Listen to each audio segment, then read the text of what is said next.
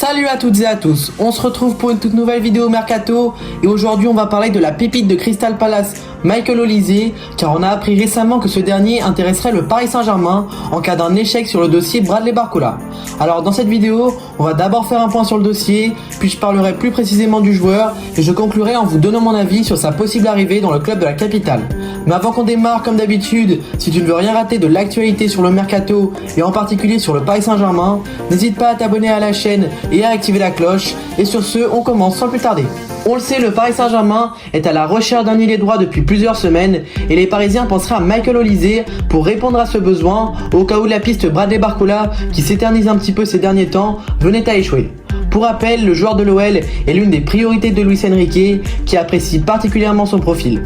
En ce qu'il en est du joueur, il ne serait pas contre un départ et parmi les clubs intéressés par son profil, le Paris Saint-Germain serait celui qui le séduirait le plus. On aurait aussi Chelsea qui aurait déjà pris contact avec lui et avec son club, mais il ne serait pas trop emballé par la destination. Quant à Crystal Palace, on demanderait 40 millions d'euros pour céder leur pépite.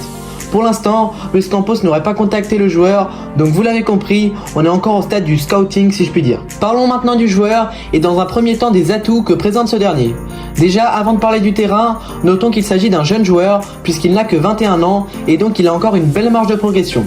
En plus, il s'agit d'un international français qu'on a vu récemment à l'Euro Espoir, donc toujours dans cette optique du Paris Saint-Germain de construire un effectif autour de joueurs français, c'est un bon point pour lui. Cela ne va pas sans dire qu'au niveau intégration dans le groupe, il ne devrait pas y avoir de soucis, sachant en plus qu'il parle parfaitement français, et d'ailleurs c'est en Angleterre qu'il a été formé et où il a majoritairement grandi. Focalisons-nous maintenant sur le terrain parce que ça reste le plus intéressant et premier point que j'ai envie d'aborder avec le profil d'Olise, c'est tout d'abord sa polyvalence qui est évidemment un point plus qu'intéressant. En effet, on l'a tout simplement vu évoluer partout sauf en défense. Je vous affiche là tous les postes qu'il a occupés et vous voyez qu'il a joué milieu central tout comme milieu offensif derrière l'attaquant, mais également sur les deux côtés en tant que milieu et en tant qu'attaquant. Donc vraiment c'est assez impressionnant d'avoir une telle polyvalence. Maintenant, si je dois dire les deux postes où ses qualités ressortent le plus, c'est sur l'aile droite où il a passé le plus de matchs, puis également en tant que milieu offensif.